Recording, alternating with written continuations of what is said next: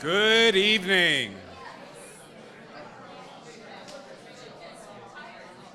Good evening.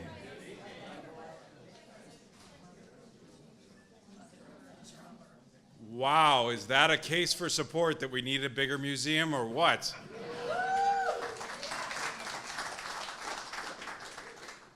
It is, however, not church, and there are seats available down front.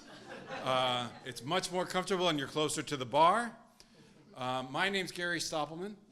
I humbly get to serve as the executive director of the Dubuque Museum of Art, and we could not be more excited to have you here today and to share with you the concepts that the team has been working on. Before we get started, there's some very specific partners and people that I would like to thank, and that is the current civic leaders of this community on behalf of the board that is the Board of Trustees that just met.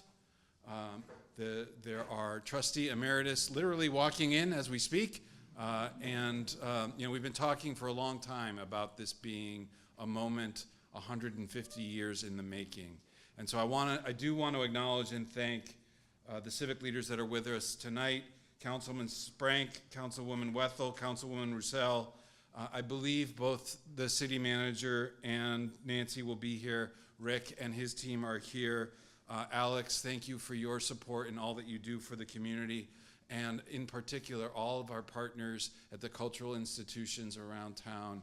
I see, oh my gosh, it's like Voices is here, and Bluff Strokes is here, and the theaters are here, and this, other than the fact that we're really tightly packed in, this is exactly what we are hoping to have happen, is to bring us all together. This year is our 150th.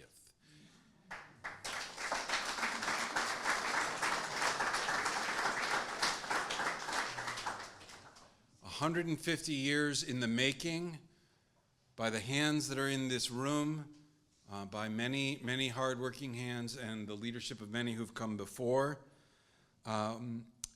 Because tonight is about design, I want to also invite you to continue the conversation after the presentation is over this evening.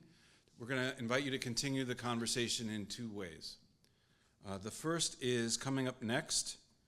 We're going to continue the conversation with an exhibition called Dubuque by Design. And I know that many of you have just come from across the street, from looking at data and talking about how we build a better, stronger, growing community. Obviously, we are a little biased that we think the arts have a role to play in that. And we have an entire exhibition coming up this fall called Dubuque by Design that looks at 150 years of what has been made by hand, by and designed for, with this community. As you'll hear about tonight, it is also looking at the next 150 years and how we can take the data that you were just looking at and design an even stronger, even more equitable, even more creative, growing community of the future, and as our colleagues from the county walk in, and region.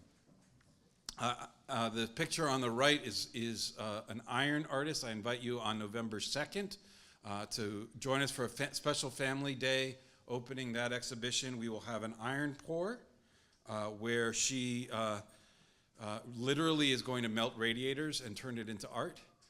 And that's her working up in Minneapolis. The other reason why I chose this picture is not just because she's super cool, but it's also because the theme of the river, the story of Dubuque by Design starts with the river, and that is her pouring a mold of the Mississippi River and its tributaries that is now hanging in a museum in the permanent collection in Minneapolis. The second way I would invite you to continue the conversation is immediately following the formal presentation. I also want to take a moment to welcome those who are joining us online. It's crowded in here, and we are grateful for the technology that allows us to welcome a wider audience, an audience around the country, my mom at home, and I wish I was joking. Hi, Mom. When we get to questions and answers, I'll have a microphone. That's why, so that everyone around the country can hear you and can hear the responses. We will also, after we're done with the formal question and answer, we'll clear some of these chairs. We'll move some of them to the outside, but we invite you to go upstairs and explore this exhibition, which is our Craft Invitational of 2024. It's an extraordinary show that I couldn't be more excited to share with you. But without further ado, it's my job to introduce formally the leaders of the design team who are here and who are going to give the presentation. Paul Schulhof and Azadeh Rashidi from Schulhof Rashidi Architects in New York. They have assembled an extraordinary team around them that includes many community members who have been working with us over these months to develop the design, and many of whom are with us this evening, but also includes a local architecture team, design firm from Des Moines named BNIM, and they are with us as well. It's a really interesting moment for museums in the state of Iowa. And you know, the Vesterheim just opened with a world-class architect, and the local architect of record was BNIM. The Stanley just opened at the University of Iowa, and the architecture design firm was BNIM. And so we are really, really, really excited to have them help steward this process and keep our feet to the fire. But I think you are really going to enjoy hearing from Paul Schulhof and Azadeh Rashidi, who have, they say they're from New York, but I think by the end of this process, we're going to allow them to call themselves the Bukers. So, without further ado, Paul and Oz.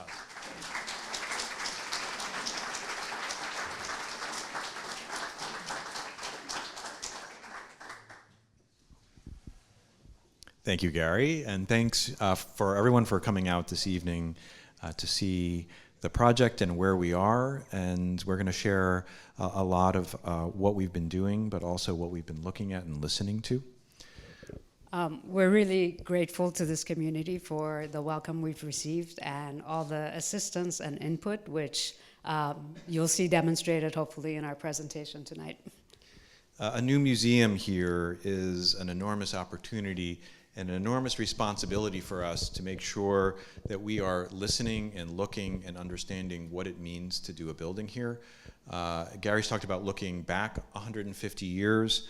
This building should be here for at least 100 years, which means it needs to be enduring and appropriate for Dubuque, but also forward-looking. But to be forward-looking and to build something that's appropriate for this spot in Dubuque at this time, we also need to be looking back. And this, where we're all standing today, has been a very dynamic and changing spot in Dubuque that has had a number of very important uses and buildings over time. So we've done a number of things as we've tried to make sure that we're fitting this new building in the context of Dubuque, and one of them is to look backwards at history of what's happened, make sure that we understand it. We are not here as a history lesson because we know you all know the history of Dubuque better than we do. But what we want to do is share what we've been looking at, and please do tell us things that are in addition to what we've already learned and or corrections to what we've learned, because that's an important part of us understanding what has come before. This is an artwork that was done back in 1845 and shows where Dubuque was at that point. Of course, the river being incredibly central, but also where we're standing right now, right up against the bluff. That is an important part of where Dubuque was starting to develop from. Of course, the riverfront always active, but you can see why initial buildings were done towards the bluff. And of course, Washington Park by this time was already established and right up against the bluff.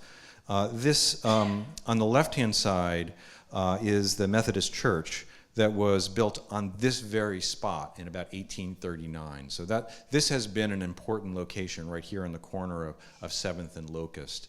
And by 1872, you can see Washington Park has been established. It was about the 1840s. And the church is still here. It also became home to the African Methodist Episcopal Church, which is the first black church in Dubuque, which was, again, on this spot. It was shared between the two churches or rented from the Methodist Church on this location. And as a church, it continued for quite a while. This is a photograph from the 1800s, 1880s, that actually shows, you can see the church just behind the park in this location here. By this time it was, and we're not sure whether it was still a church, we know that by the mid-1880s it had become a livery, a stables, in actually reusing the church. And, but you can also see on the right-hand side the amount of development that was around it. There was density that was forming around the park and along Main Street. And you can also see the assembly of buildings. There's always been multiple buildings on the block that we're on of different uses over time. Dubuque in about the late 1800s, of course, bustling city, enormous amount of industrial and port activity, but also you can see the line of Main Street and how much intensity there was there. And then the green over there that we've added, that's Washington Park, again, right up against the bluff, surrounded by very important buildings. And you can see them here. The layers of river to the industrial to Main Street, and then to this, always this historic center right here on the edge of Washington Park. We don't have a date for this. Washington Park at that point was surrounded by a fence. There's even a turnstile in the corner. And then you can see some of the houses being built on top of the bluff. If anyone knows the date of this photograph, or approximately, that will be helpful. And then by the 1940s, this location becomes the Elks Home. So a substantial building right on this spot takes the place of what had been the church. And both a substantial building, but also one with these sort of viewing platforms for parades, as we understand, that were in this location. Again, there's always been an anchor on this corner. This is a drone photograph taken just last fall. Showing exactly where things are today. Of course, this became a bank. Before it became the museum, there were a number of different uses: parking, gas stations. We actually looked back at the insurance maps of the block, and you can see along the bottom line, that's what this location had been, starting from church to livery to the Elks Home to a bank and then to the museum. Going forward will continue to be so. And then a number of the other uses that have happened over time on the block, which is varied and just interesting to understand that it has always been about many different things happening at a very central point in the city of Dubuque. In a way, it's kind of a reflection of where we hope downtown will go again. And when you look at this density of uses that used to exist, it would be really wonderful to imagine a future for downtown where you have that kind of density again. And that's where this project can be critical as kind of the first seed. It's not the first seed. A lot has happened with Main Street, Millwork District, but to bring this kind of diversity of activity and life back to this area of downtown is a big impetus. So just looking at our site today and understanding that it's part of a much larger picture, but also the importance of the park as this center of town and how to refocus energy back to this center. So understanding site as something bigger than just that corner in the museum, but understanding site as a precinct, that's the expansion of the park onto this site. In part because we want this to be a destination for everyone here in Dubuque, but also for the larger region. And so part of this, we're thinking about how to not just be thinking about there's a building next to a park, but part of a larger arts campus. And that harkens back to the history of all the multiple uses that have been here, but also says, well, there may be some aspect of a green space, a recreational space expanding and coming into the block of the museum itself. So again, pulling back, we were very struck when we first came to town by the sort of different, essentially 3 different zones downtown of activity and energy. There's the riverfront with the Riverfront Museum, there's the Millwork District, and there's downtown. So our efforts are really to try to reinvigorate downtown, but we really are engaging into a larger conversation of how to intensify the connections between all these elements ultimately, whether it's through bike paths and larger ideas that are happening in town. And how can this project be a catalyst for a number of other things to happen in the area, in downtown, and in the region? So one of the tasks for us is to really think about the role of the art museum in a contemporary society and how to create a more inviting and inclusive experience. So the traditional art museum is really the monumental structure on a hill that is a source of civic pride, but it's not necessarily inviting. It's really about protecting the collection and projecting importance. And that's a model that is no longer valid because the role of the museum is expanding to be a center for the community and to be as welcoming as possible. So how do we break down these barriers? That's what we're investigating with the community and through this process. So rather than thinking of the museum as an object building on a green site, like the diagram on the left, we've been very interested from the beginning in breaking it down into pieces that allow the landscape to extend into the site and to use the landscape as a way to welcome people into the museum, but also to reveal the activities of the museum by allowing more porosity.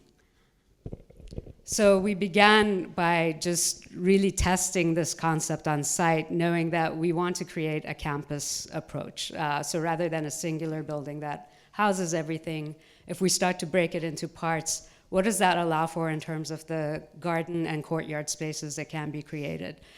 So at this stage, we don't necessarily know what goes in these volumes, but we're just testing the kinds of outdoor spaces we get and what relationship they can have to the built elements.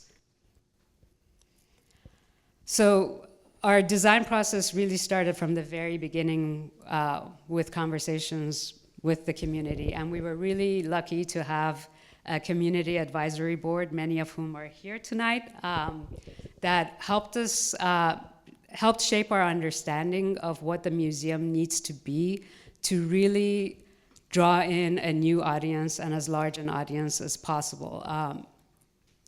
So through a series of workshops, we heard a lot of different viewpoints about what's needed in the community, what works, what doesn't, and what are the perceived barriers to coming to an art museum.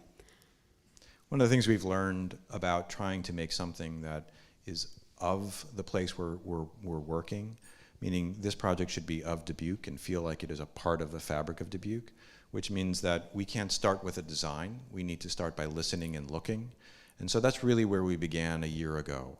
We've been coming here repeatedly over and over again just to try to listen, look, and then go back and start to draw and think and then come back again and work in that iterative way. That's why you saw so many different versions of the same thing.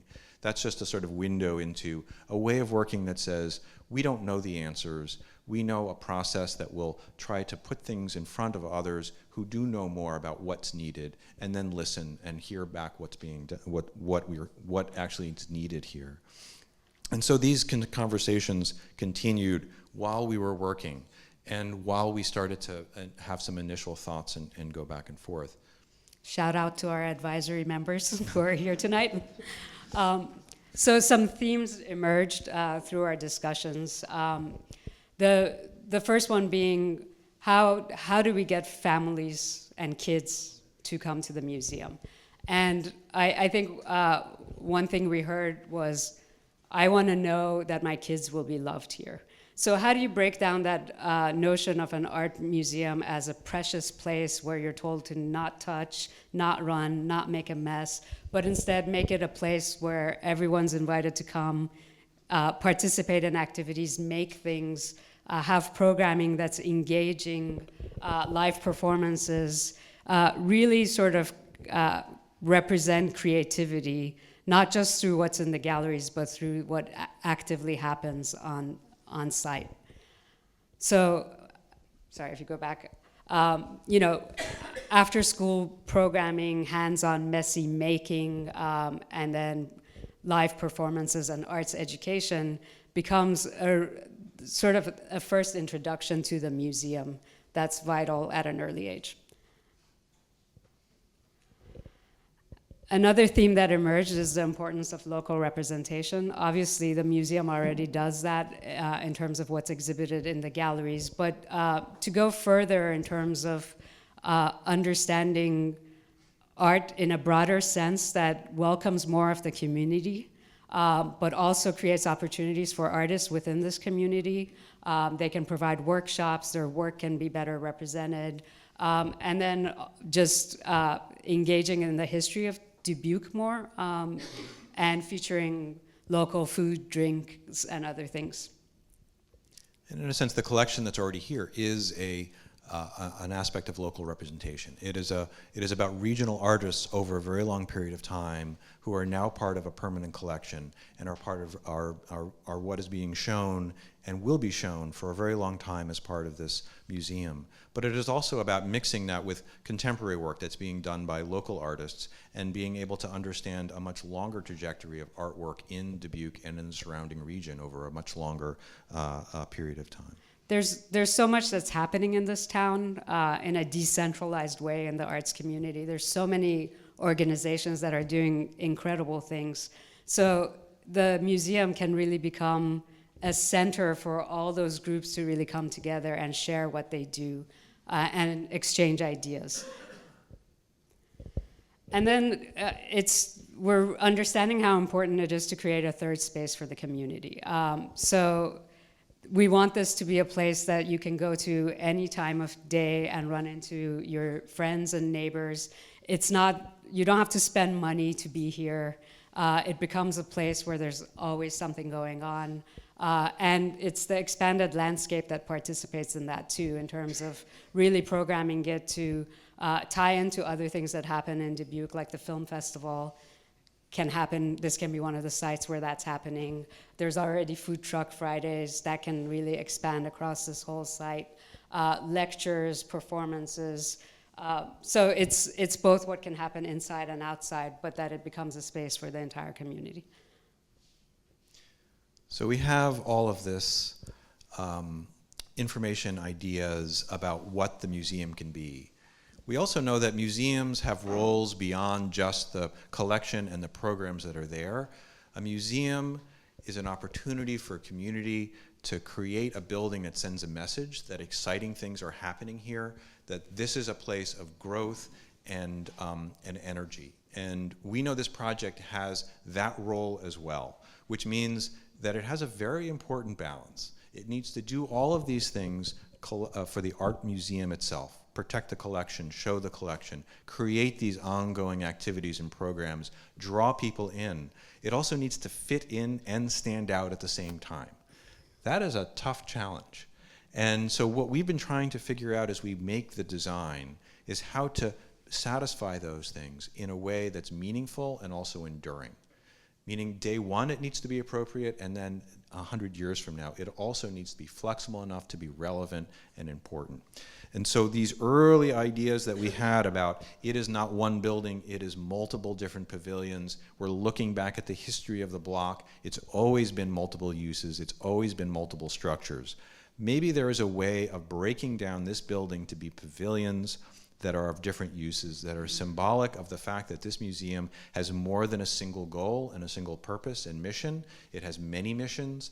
One of them is to protect the collection that has been accumulated here and will continue to be over a very long time.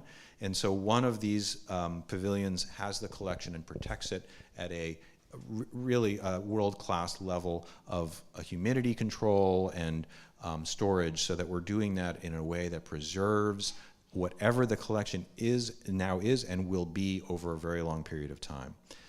The next is the gallery pavilion. That is where the work is actually shown. There are two main levels. The lower level is completely flexible, a temporary exhibition space, so that the museum can bring in exhibits from all over the country to show here in Dubuque. And then on the upper level, a series of galleries that show the collection, Right now, there is something like less than 2% of the total collection on display. This is an opportunity to greatly expand that so that much more can be shown and appreciated and understood.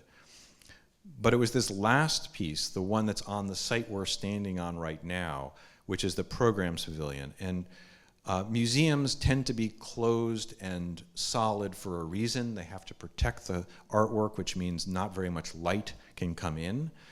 But activities and excitement and energy should be seen. And so this piece, the last one, is on this corner and is a place that should be visible and open and exciting and have program spaces, classroom spaces, places for performances, places for people to come in and see what's happening in the energy. So continuing to focus on that piece, I think from our initial interview, we really advocated for looking closely at what occupies the ground floor and looking at ways to make the ground floor as transparent as possible so that you always see activity, you see what's happening inside, and therefore want to go inside and sort of engage in what's happening. So the challenge, beyond what Paul just alluded to in terms of collections not wanting light and galleries not necessarily wanting light, has been how to do something on this site that stands out and draws people to the site. And our specific setting is challenging because we have this massive bluff on one side and a very tall building on the other side. So how do you stand out when this is the context? So you can see how the museum is really barely visible in relation to the rest of downtown. We drew this section just to better understand that, and you can sort of see the bluff on one side and Roshek on the other. So it's not through scale and monumentality that we're going to achieve what we're hoping for. And we're also very aware of all the beautiful steeples in this town, and we know that we can't compete with that. It doesn't really make sense to add a steeple to the art museum just for the hell of it. So we've been thinking about the idea of a lantern, which to us means an element that really reveals what's inside and draws you to the site because of the activity within, the light that glows, and the transparency that's possible. This is a project I worked on early in my architecture career, which was an addition to the architecture school we both actually attended. And it was really meant to demarcate where the school is, but to reveal the work of the architecture students. So these are review rooms, and when they pin up their work, you can really see it all from the outside. So in a way, it's advertising what's being produced in this building and celebrating the effort of the students. The next step was to start to design. And design is not about something that you have in your head and then you draw and it is done. It's about an iterative process. It's a collaborative process. So in our studio, we started to make models, and lots of them, meaning that we were starting to think about all of these needs, but what does it look like? What is the form? What form does it take?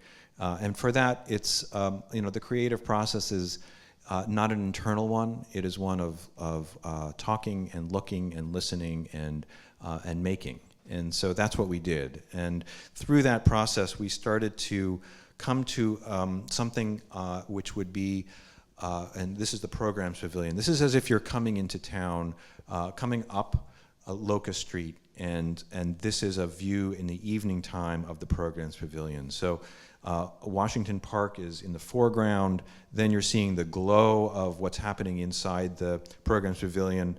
But also, we had these elements, these sort of beacons of light monitors that let light down in, and we'll show some images later of what that's like, but also emit light, so that there's a chance for this to stand out without having to have the scale of height or mass.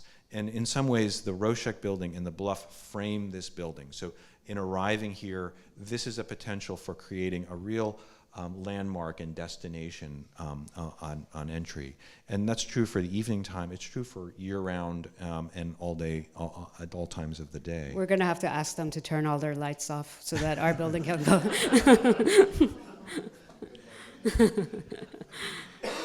And, often the first message that kids get in a museum when they walk in the front door is don't touch anything and be quiet. But what if the front of the museum doesn't happen when you walk in the door? It expands out into the landscape out in front. And so this is not a real piece of artwork. This is just a placeholder that says maybe the artwork can come out into the area in front of the museum and be a place for play and excitement. It also is a way of saying, come in. This is not about the museum on the hill with the columns and the steps in front. This is about a very active, open, and transparent place that, that is inviting for families and everyone in the community to come into. So this is at the Clark University. This is an art studio, and while we're looking at the history, we're also looking at what is built here in Dubuque, and there's actually an incredibly rich history architecturally of what's happened here, and that's relevant, and in part because there's things to inspire us, but also making sure that we're thinking about the context. In this case, it's an art studio, so light comes from above, and it's quite a beautiful space. Light will, of course, diffuse through that, but change over the day. And in part, that became an inspiration for what it could feel like inside the Programs Pavilion, where the ceiling isn't enormous. It's not an enormously cavernous space. The ceilings are high enough to have a lot of flexibility, but not so high to feel overwhelming. But then there are moments, and you saw those earlier, light elements that came up onto the roof. Well, those are also places for vertical expanse to bring light and down and air up. So we're looking at this as a place that can be filled with different activities, flexible for the museum. Sometimes performances can come in the middle of February when people are trying to figure out what to do with the kids and it's cold out. This is a place to come where there can be light-filled, warm, and a place to, if not run around, at least have exciting things to do and things to make. So you see two classrooms on the right side of this image that are really flexible spaces for hands-on making, lectures. They can really serve as an extension of the lobby space for bigger events, but really can add a lot of programming to what the museum already does and present the opportunity for lots of partnerships within the community in terms of what can be hosted there. So as Paul said, we look at a lot of local examples for inspiration.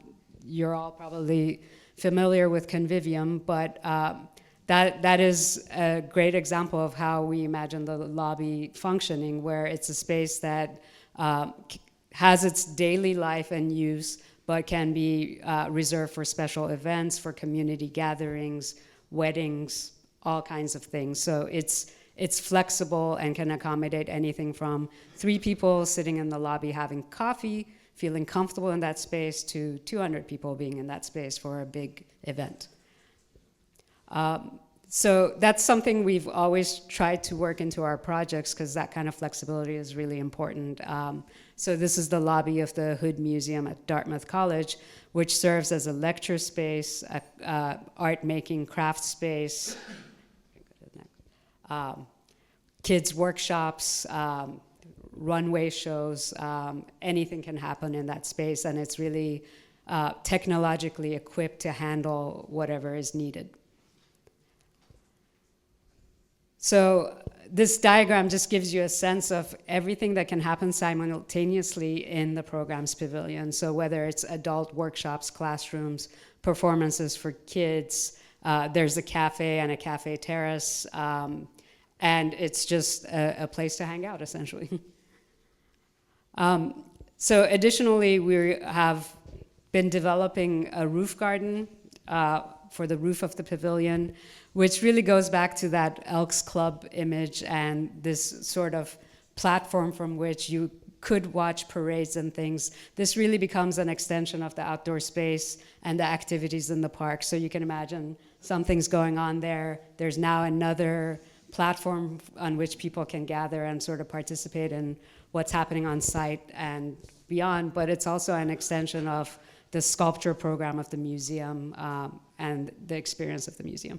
Encourage everyone to come and take a look at the model afterwards, but you can see that right on top of the Programs Pavilion here. We have green space and people, and it's also a potential place for sculpture to be shown. So it's part of the museum experience as well as an outdoor experience. And a pretty nice party spot. So we did a workshop here, and the workshop was with kids ages 7 through 12. It was an architecture workshop. We thought this was a way of doing a few things. One is, if the museum is going to enlarge, and a very important part of it is about the programs they'll do, well, we should do a program too. It should be part of the experience we have while we design, is starting to engage with kids. So what we did was we asked them what goes into a museum. They nailed it. They got everything right as far as what was in the program that we had already established. It's a place for art. It's a place for people to work. It's a lobby. There's a cafe. And so we had pre-made all of the pieces that were at the scale that we were working at, and at the scale of the program for the museum. So each of them got, you can see the sort of kit of the different parts. They were all made out of plexiglass, but colored so that it was the different programmatic pieces.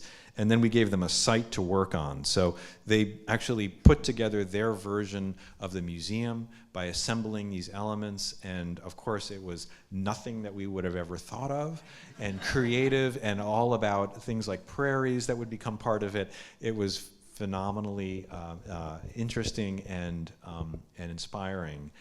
So when they finished the first version, we said, put that aside, now you're going to do a whole nother one that's different from the last one, and that's what they did. It's wonderful to see how naturally they start to think about how things fit together and understanding scale. I mean, these are fairly abstract ideas that really little kids can start to understand very quickly. So we had them put them on the site. And then, just like we do in architecture school, we then came here into the lobby with the model that's out there. The sites they made fit into the city, and they made a short presentation, which was basically to say what they were doing for the rest of the group. It was a lot of fun, but also meaningful. And meaningful for the kids is sort of an idea that they can have ideas and control over what their city that is their home can be like. And that's a really important message, but it's also an important part of us understanding what it means to be doing something of importance in this community, is starting to work with the kids who are here and understand how they're thinking about this as well.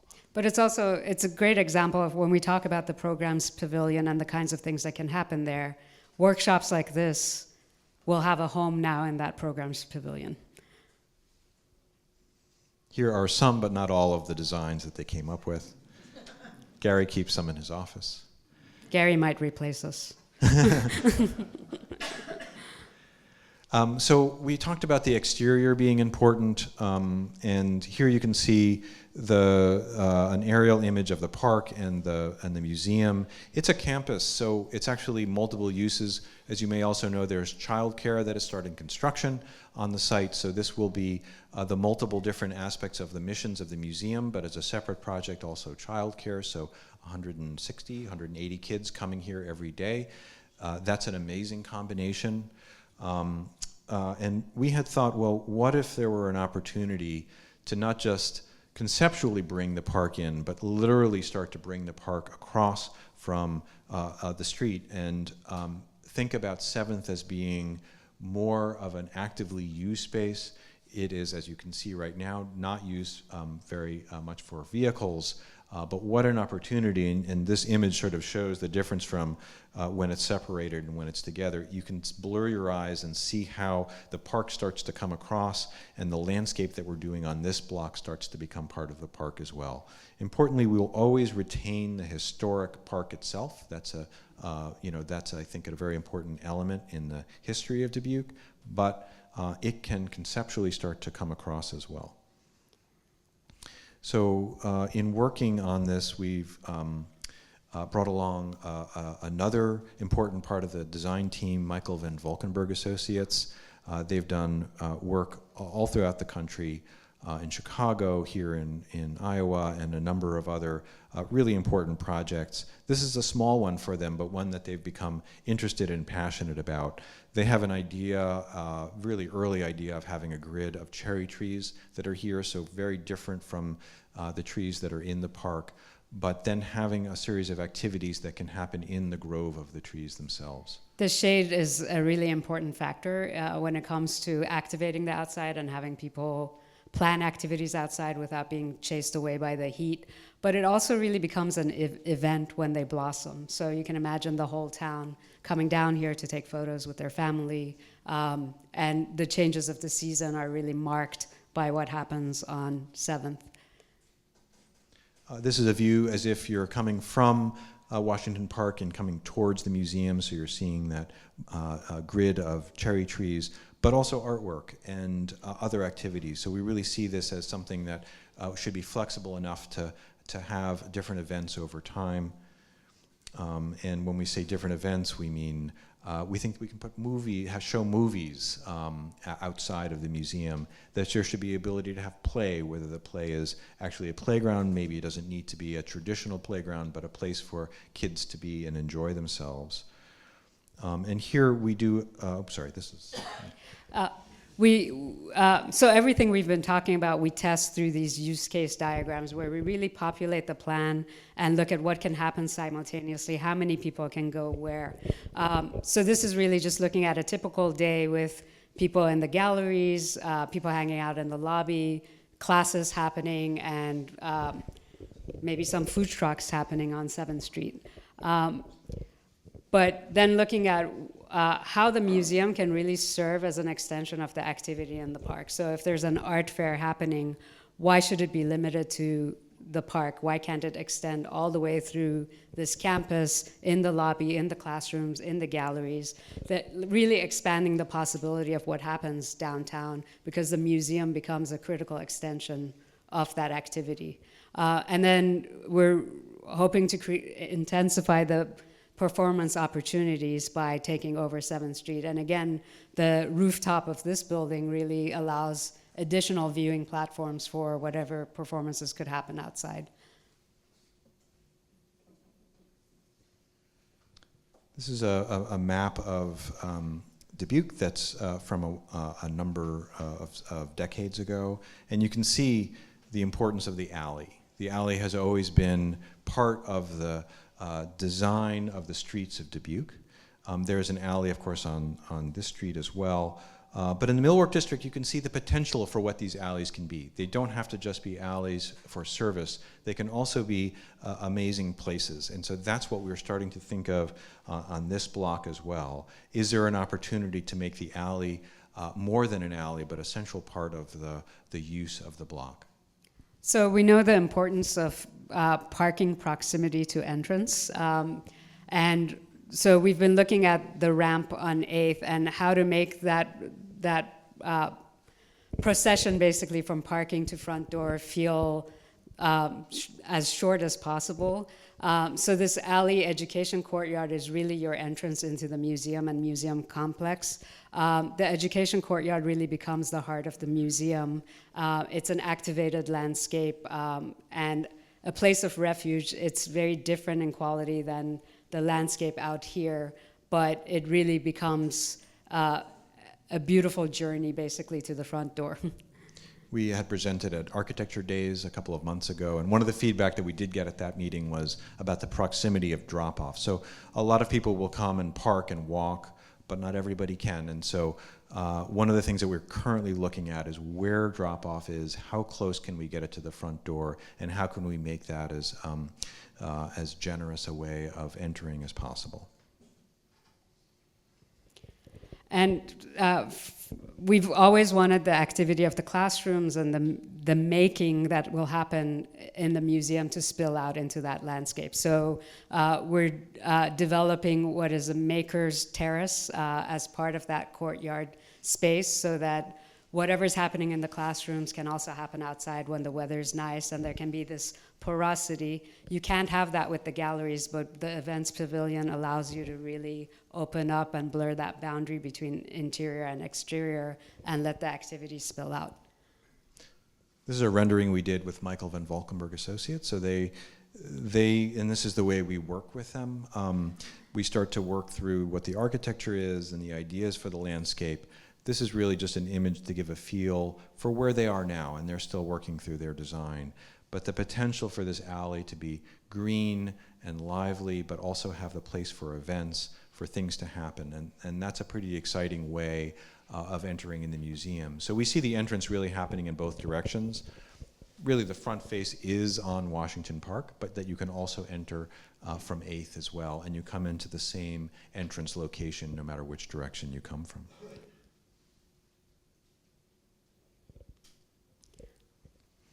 You were probably wondering when we were going to talk about galleries.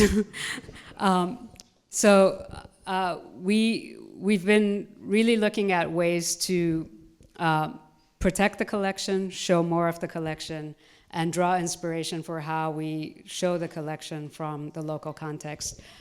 So just thinking about the history of millwork buildings and sawtooth forms and how that introduces soft northern controlled light is something we want to explore for the permanent collection galleries. On the right is an image of a performing arts center at the University of Chicago that we worked on that used that sawtooth form to introduce northern light into all the art spaces.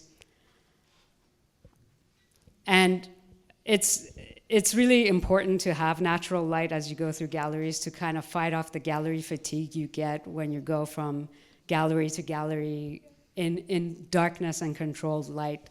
To the extent possible, we want to work closely with the curators and see where it's appropriate to introduce this, but also introduce ways to control it because it's not always welcome.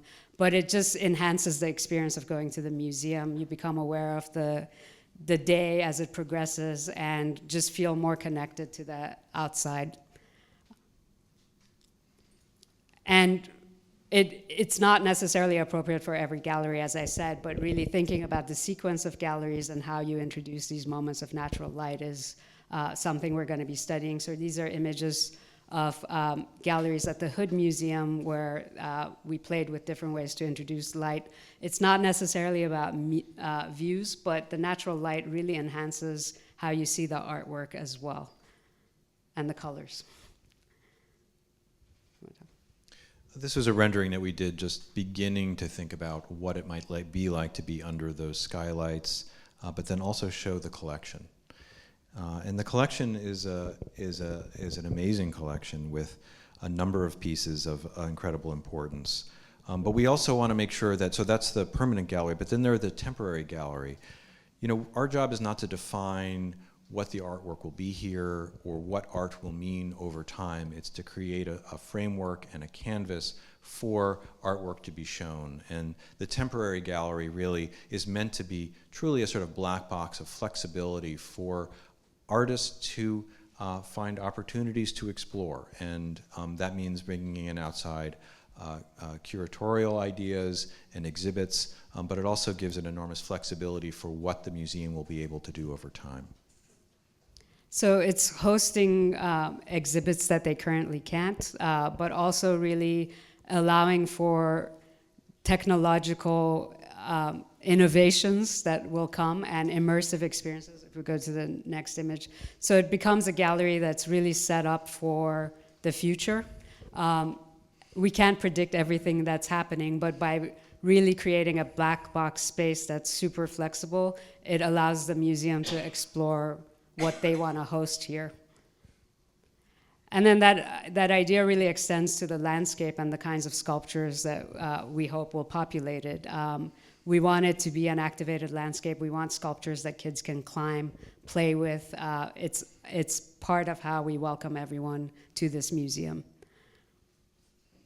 Well, one of the first things we saw when we came to the museum, now it's about a year ago, was Grant Wood's The Appraisal. And this was the appraisal that was done originally, which you'll see includes along the bottom, there's a painting of the chicken wire as part of the painting.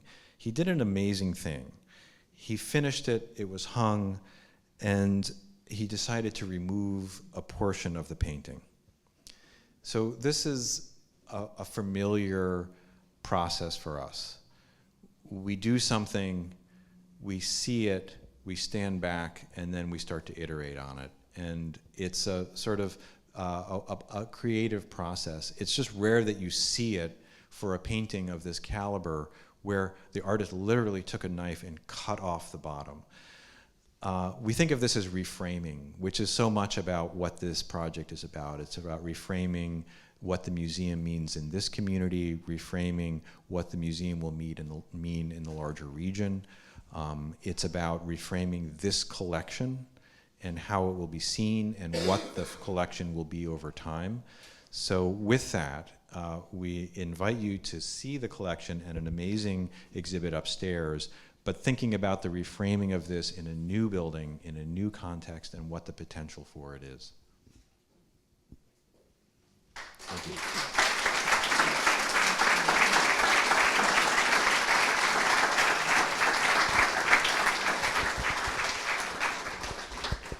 Thank you. That was a lot. It's a big time. But as you can tell, these folks and we, and everyone who's here today, we want to hear your voice. We want to hear your thoughts. We want to hear your questions, and we want to take your challenges.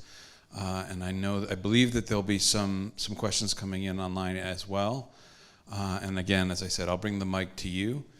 But I want to thank Paul and Oz for their generous process and working with so many people in this room. And I want to thank the people in this room who have been so generous in making this moment possible.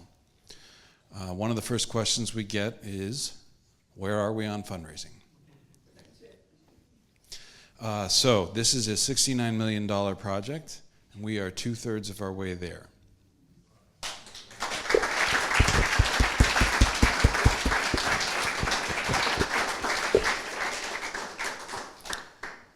That is a reflection of the generosity in this room and the generosity of many incredible people who came before us, who make this possible and have as we've been talking about all day today in many different conversations across this community, and particularly at the Community Foundation across the street, it is about a legacy. And as Paul and Oz have said, this is an opportunity to create a new legacy for this community. For me personally, I just want to say, on a daily basis, I come to learn how this campus, this center, this block is way more than just a museum. I've spent 25 years working in museums. I would never really say just a museum, but that this story is much bigger than the museum. And that's why we're so grateful that you're here, excuse me. We envision this as a place, as Paul and I said, that will be used by you. That means programmed by you. We keep calling this a programs pavilion, and that is because we've heard from so many of you about what you want to do here. And as we think about creating a museum, creating an art center, creating a community center that goes more hours, more days, and way deeper in its impact, it's the programs of our partners that we see happening in this space, the Programs Pavilion. And so that means that we've already heard from many of you about the programs that you want to do here. And so we're really excited and humbled to step back and let you own it. So with that in mind, who's got a question? Two things. How does the floor space of this gallery compare to what you're going to have as far as display space? And the other thing is, what's your timeline?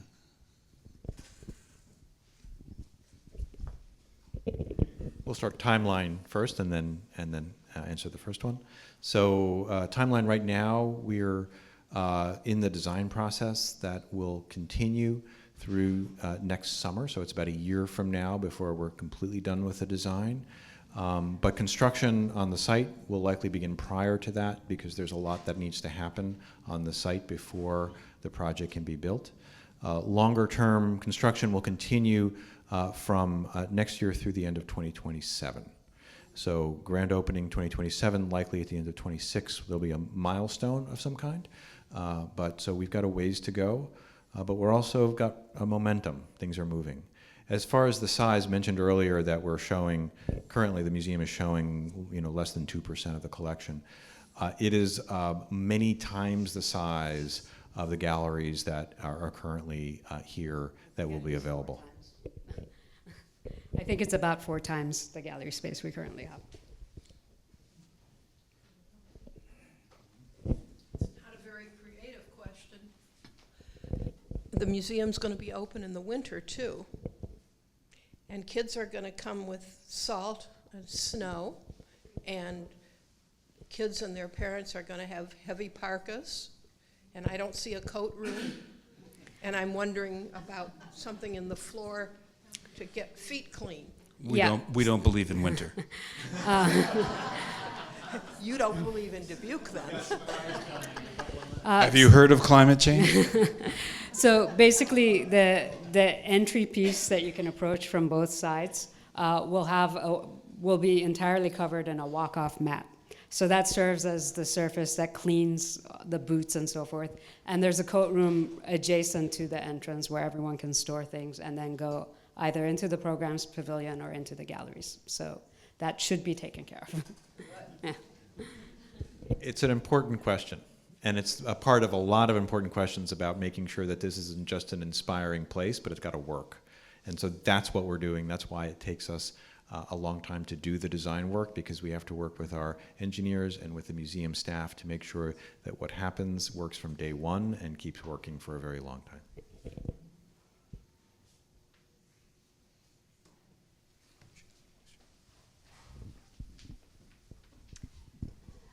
I'm actually a UVA graduate. I graduated right around the time that addition you showed was built.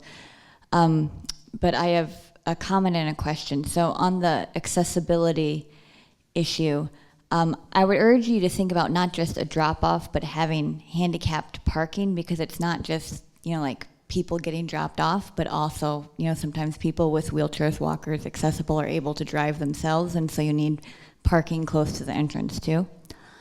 And then the other thing too is that I see your design is actually composed of like 3 pavilions.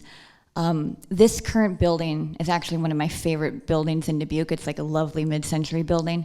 Did you ever give any thought to incorporating it into your design or remodeling or expanding on it to some way as it being one of the 3 pavilions you have? Yeah, so just going back to the first point, yes, beyond drop-off, also having parking that's near the front entrance is something that we're very much looking at right now. So we're actually working on drawings currently that look at different options for how to do that, and agree that there's an importance for that, both for cars but also for a van as well. So those are the studies we're currently doing. Yes, we looked at this building in different ways about what it would mean. We know when we start, there's actually already been a lot of work done, and so there was a much longer trajectory of looking at what this building could and couldn't do. It is a tough one to, of course it was originally as a bank and then renovated into museum. It's been a tough one to figure out how to incorporate in, partly because of the challenges of the building itself. Conditioning and some other challenges within the building means that bringing it up to another level was a costly path. Of course, building new is also costly, but when we compared it and also looked at what it could mean very long term, that's where it started to change the trajectory of whether or not it made sense to reuse this building, and ultimately reached a design and a conclusion that replacing it was the right long-term decision. We understand that's an important decision to make, and one that has implications for what's already here today. But that is what we ultimately came to and recommended, and direction that we're going to be going in.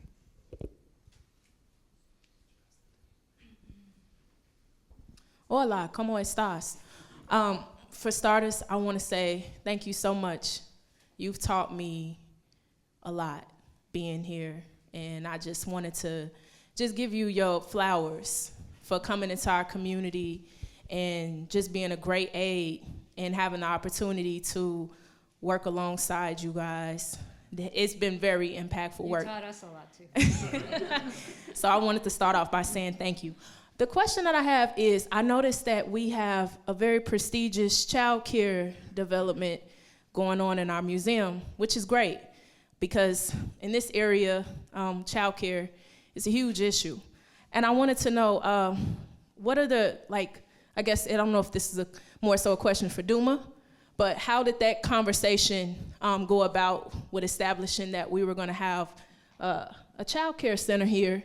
And what are going to be, I guess, the community outreach surrounding the inclusiveness around that? Is that just strictly, when you say child care, is that just strictly for parents and community members that's just going to be coming in here for the museum, or is that just for the community in totality? Thanks. That is a great question. The one thing that we want to be clear about is we are excited about the fact that there are 160, 180 kids going to be on this spot every day.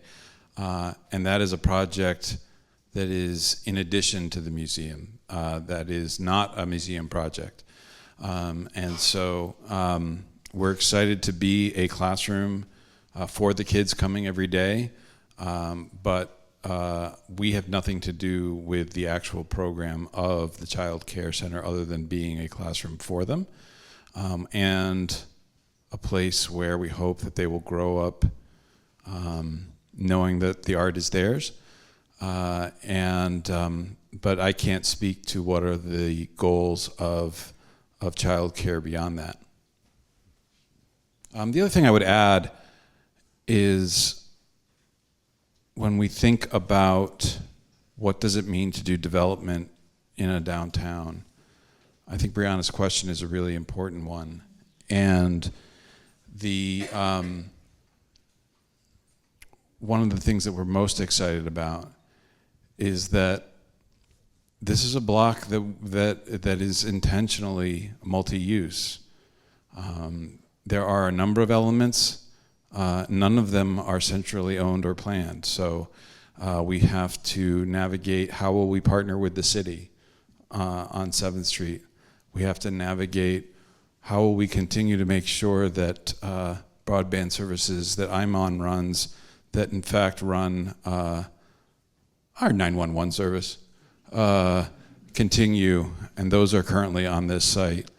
And so it's an exciting challenge to think about, how do you create a dense, multi-use site? And we're excited about what it means for childcare to be here, but it is, as I said, a separate project. In the back. I need you to use the mic because there are people listening online. So Paul and Oz, again, thank you for being here, allowing us to be a part of it, and allowing myself to be a part of it. It was really an honor, and it was really cool. I don't know how else to put it. But I'm wondering, what is going to be the order of what building, the parts of the campus are going to be built first, second, and third? So they'll all be done at the same time. So the goal here is to have a single opening, and it's the most efficient way to build, is not sequentially as you move around. But all at once. So there is a longer term plan for where the museum will be while the construction happens. And but the intention is not to have it all be a single, it is to have it a single opening. Nice.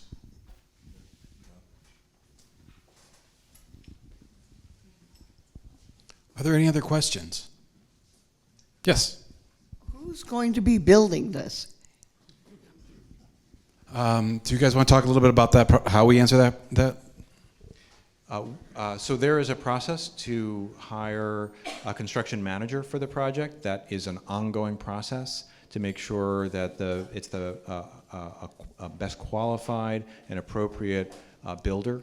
So that's been, there's been a qualifications process that's been started, and ultimately the goal is to have someone on the construction side aboard before we're done with our next phase of design, so that they can also play a part in the design construction of the center. So we know that when we come into anywhere where we're building, that we know how to build, but people who are already there and build all the time in that community know how to build appropriately for that particular spot, so we need to learn from that. So we don't want to finish our design, hand it off to a builder and say, what do you think? We want to hear, we want to hear from them as we're designing, so we're learning and making it appropriate for building here and in this time.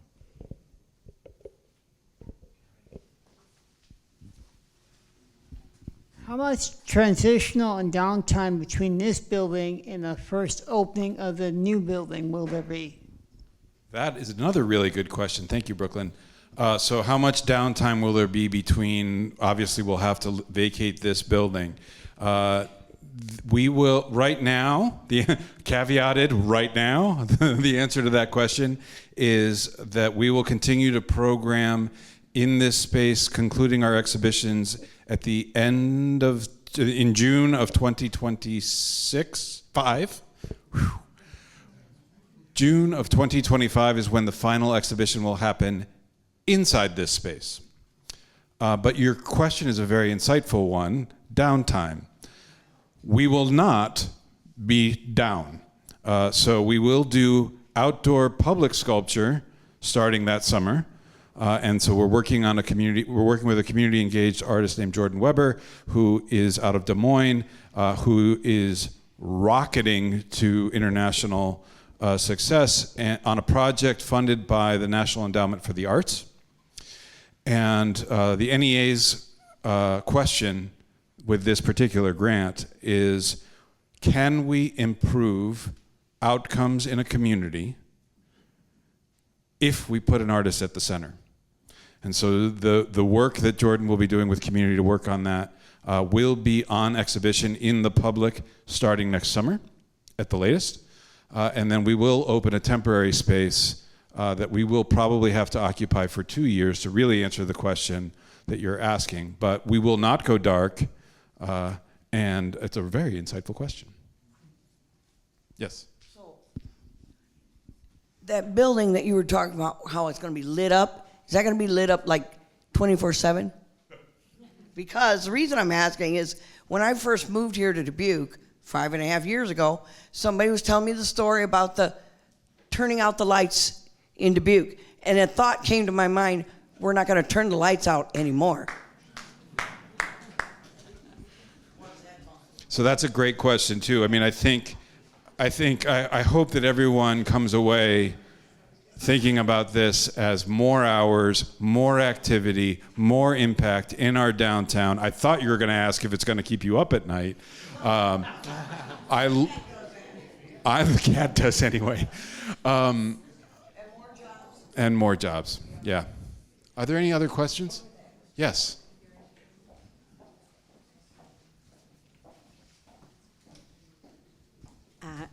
I'd like to know, because I have been involved with the museum since it was at the old jail, and then I was very much involved in finding out the owner of the building that I'm on is occupying now, and the radio station.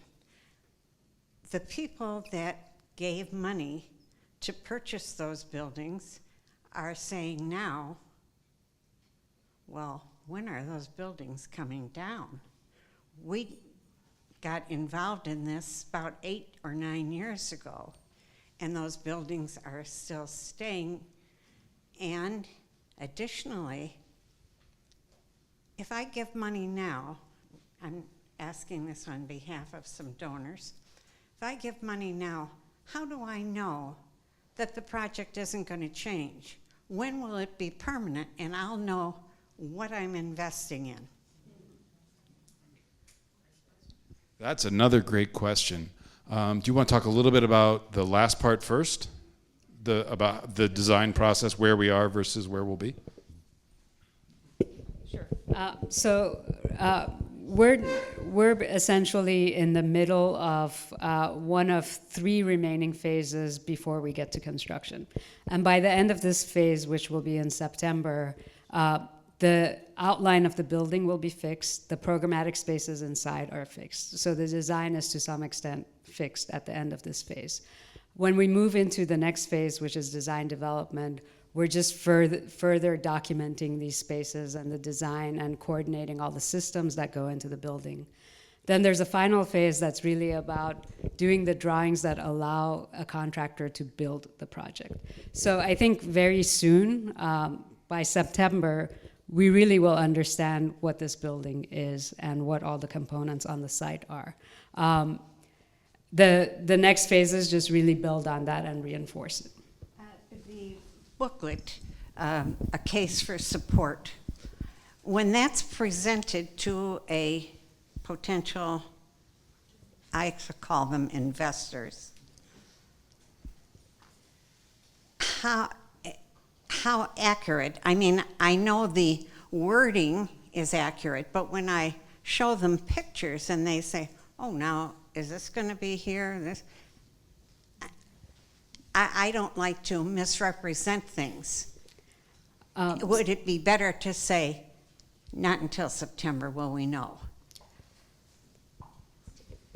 The images that are in that booklet are the same images that we showed today. I think it gives a very good idea of what the feeling of the building will be and what the ideas of the design are and how we've shown them in the forms that they're coming out. There will always be, we always want to make it better, so we're always looking for ways of improving what we've already designed. But the outlines are all there. I think you can feel confident that what it will evolve into over time is only an improvement in the smaller details of what we've done to date. And so we do expect there to be some change, but not the sort of change where someone looks at it and says, that's not what we expected.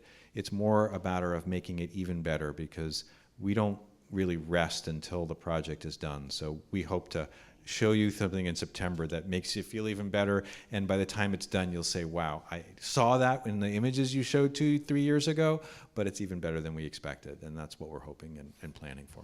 The other question was, when do those buildings come down?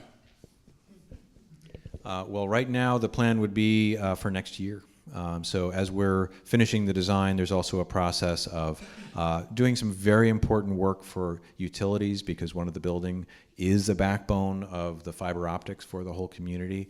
So that can't change until all of the infrastructure is also handled. So that is a long planning process and one that has to be done carefully. And so that's what's happening right now. And in regard to that, how identifiable will the I'm on building be?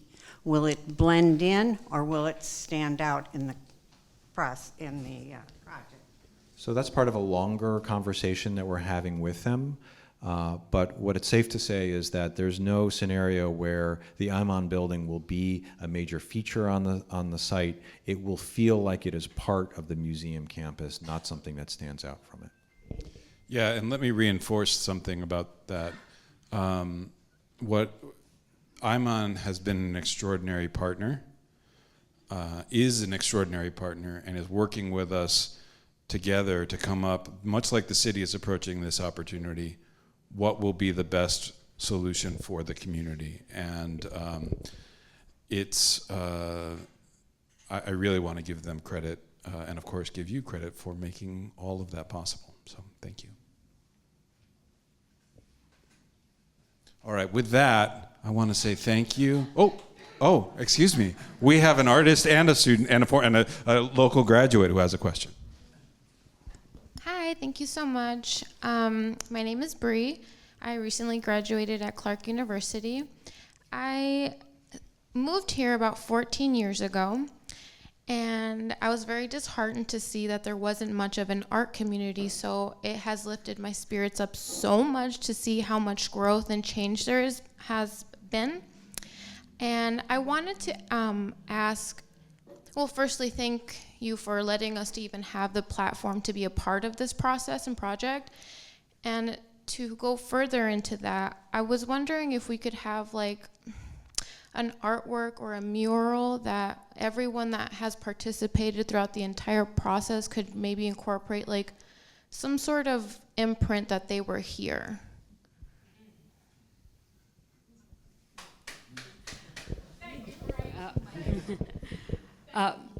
So we're very much interested in that idea, and we're actually working with our landscape architect to look at ways to engage more of the community in the making of the gardens, and exploring what those gardens really become and whether there's places for murals within it as well. But I think that's a really lovely idea. Every year at Clark University, we have a ceremony where we plant a tree in honor of the graduating class. Perhaps that's something that we could also adopt. It doesn't have to be a tree, but it could be a tree. We have a lot of space there, and it sounds like we're going to have a really big space upstairs. Well, and the gardens, and it's not an enormous garden, but it can be a very impactful one. And gardens are places where the larger community can both enjoy but also participate in what it means to create it, but also maintain it. And so there's enormous opportunity here for just that. And we want to create something that allows a much larger group of voices to have impact over time. And that means that we need to be able to do something that's powerful, but also be able to stand back from it and let it evolve as any major and important building should over time.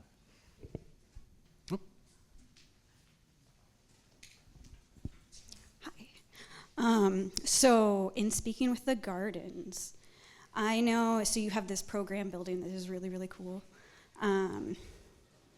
It would be really cool so I really love how art materials are made, and I think it's something that is not educated upon. So kids don't really know where their paint is made. They just go to Walmart.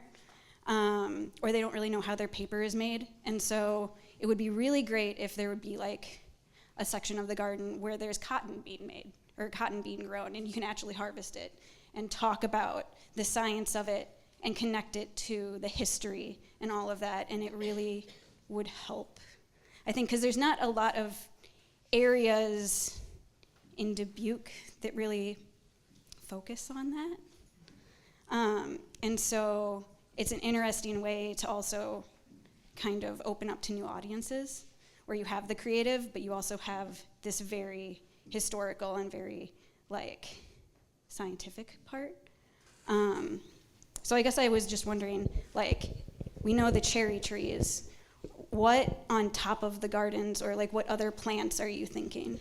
So it's really early days for the garden design, but that's really what will start to evolve in this phase. And when we say education courtyard, it's not just the lessons given in the courtyard, but it's every surface of that courtyard, everything that gets planted. We really want a story to be told of what this region is about. And I love the idea of really tying it into the materials of making art as well. But that's all going to be part of the conversation we have during this phase to further define the landscape design. And there's a lot of opportunities, thankfully, because we have this site.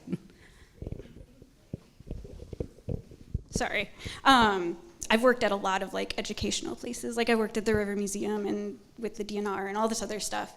And I think the main thing that I've come across is getting education materials funded for. And so it'd be really great if we could somehow make our own. And then have kids included in that process. Because once you have the classroom built, that's really great. But then how are you going to fund a constant flow of construction paper, or get a constant donation of paints, or and keep those education materials that are consumables funded? I think that's a very nice idea. And right now the museum has an education space that's in the basement. Well, part of explaining how art happens and how art education, you have to bring it up. And that's what this does, is not keep it down where no one sees it except those who are actually down there, but put it right at the front, right in the front level, and have it be open to the public to see what's happening inside. And that's a big part of getting interest and getting enthusiasm for art making. I want to say thank you to all of you also along those same lines.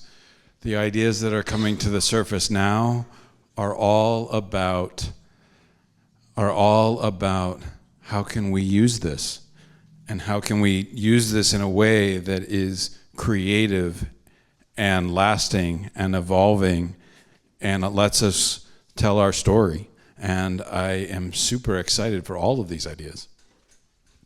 Hi, we have an online question. It says, we actually have 2 online questions. One just came in. The first is from Barbara. She says, in this presentation, the project was presented as a $69 million project. The local newspaper reports it as $89 million. Is with a $20 million endowment, will construction proceed without the endowment or with the funds not pledged? That is another great question. Thank you for that question. The answer, so the math is correct, and so is and the question's a good one. So the construction project is a $69 million project all in, and we are confident. So the answer to the last question first, we are proceeding on a timeline that will begin construction without fully raising that endowment. And so we are doing everything that we can to manage the operating budget so that we will not be dependent on day one on that endowment, because there's a lot of things that have to happen and in order to raise that next $20 million.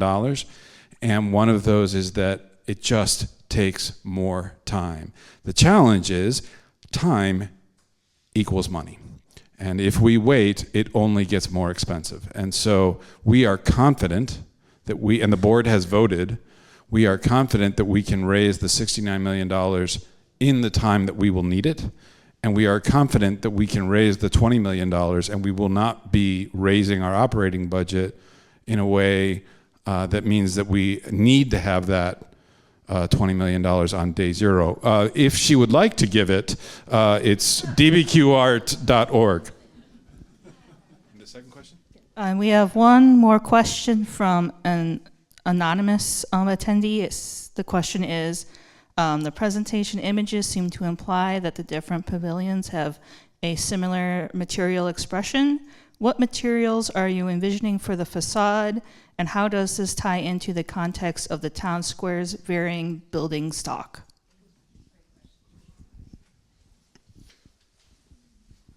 So, as you maybe saw in our context is very important for us.